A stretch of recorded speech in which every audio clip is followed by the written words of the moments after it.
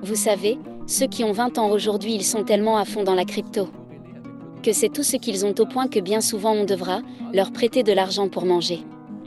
Non pas parce qu'ils n'ont pas d'argent, mais parce que tout leur argent est en crypto à 100%. Mais ce n'est pas du Bitcoin ou de l'Ethereum qu'ils ont. C'est toutes les autres moins connues où ils pensent qu'elles vont prendre 1000 fois plus de valeur. Ils essaient d'être la prochaine superstar sur Instagram.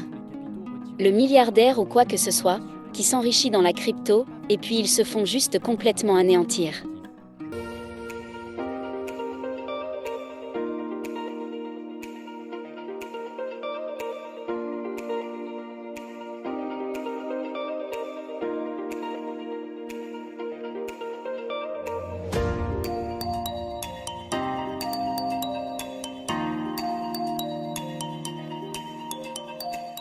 Bonjour à tous, et bienvenue sur Femmes Prospères.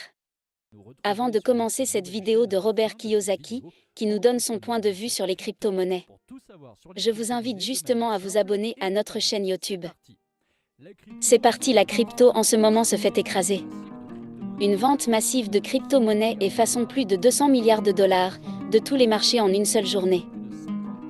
Le Bitcoin est en baisse de plus de 50% par rapport au sommet en une minute. On dirait que le marché va s'effondrer la minute suivante, on dirait que le marché va remonter. Le prix du Bitcoin plongeant à son plus bas niveau depuis 16 mois. La deuxième monnaie numérique, l'Ether, est passée sous la barre des 2000 $, soit une baisse de plus de 1000 $ par rapport à il y a un mois. Les chiffres ont fait plonger certains investisseurs qui craignent de tout perdre, mais la première chose à savoir est que le Bitcoin est une monnaie numérique. Le Bitcoin est donc apparu en utilisant la technologie de la blockchain, de sorte que nous contrôlions tout le même registre et tout.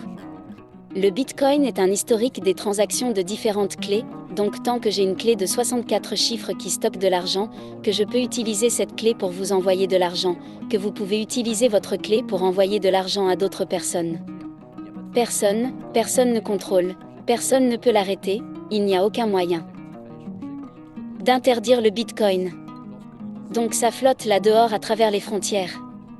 Il n'y a pas de frontières pour le Bitcoin, mais il est échangé contre d'autres actifs. Ça en fait le plus grand actif à échanger, contre d'autres crypto-monnaies. Ainsi, lorsque nous disons qu'il ne peut y avoir de gouvernance ou qu'il n'y a pas de politique autour du Bitcoin, il n'y a tout simplement aucun moyen de le contrôler. Et pour moi, la crypto est très différente du dollar américain. Par exemple, c'est intégré dans la programmation, il y a une science exacte derrière la quantité de crypto qui peut être créée, mais je possède également des puits de pétrole, et pour moi le pétrole c'est de l'argent, mais je dois le déterrer quelque part. Je possède du pétrole seul, des sociétés aurifères, des mines d'or et d'argent, alors on l'extrait et on l'expédie quelque part. Et à côté de ça, il y a des centaines de millions de crypto-monnaies qui arrivent et sortent d'un ordinateur, vous savez, à la fin des années 90.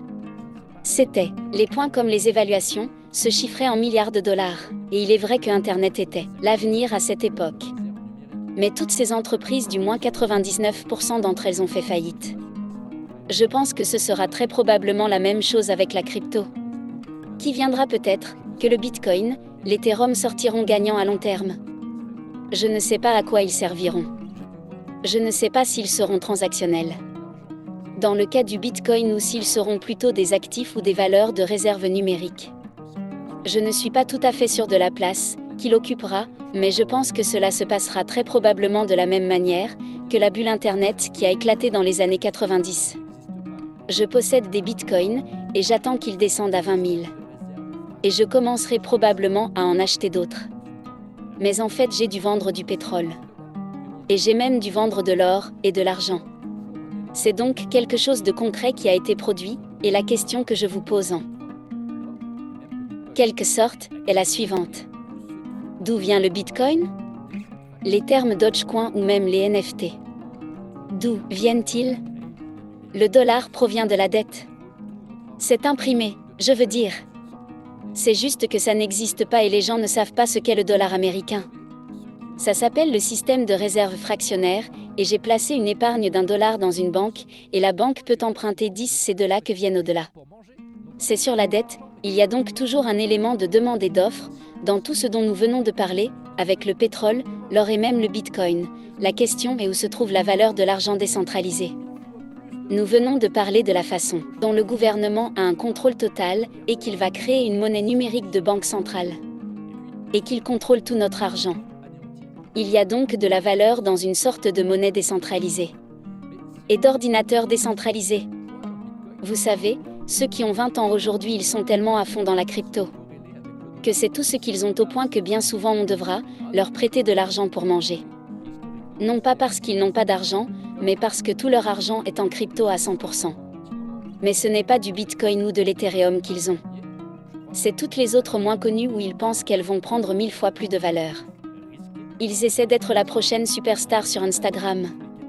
Le milliardaire ou quoi que ce soit, qui s'enrichit dans la crypto, et puis ils se font juste complètement anéantir. Et cela leur donne une leçon, plutôt très difficile, non?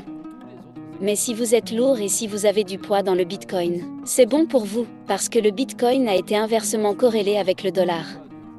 Donc si le dollar s'effondre ou se dégrade, le Bitcoin va monter historiquement. C'est comme ça que ça s'est passé. Le Bitcoin était plutôt lié au S&P 500. Pendant un petit moment, et puis quand le pétrole s'est effondré en mars dernier.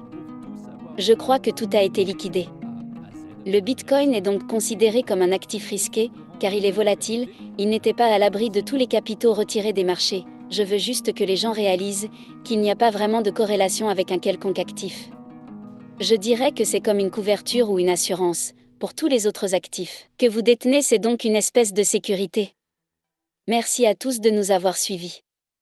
N'oubliez pas de vous abonner, d'activer la cloche des notifications et de commenter pour nous donner votre avis et vos opinions sur le Bitcoin et sur ce que nous a dit Robert Kiyosaki.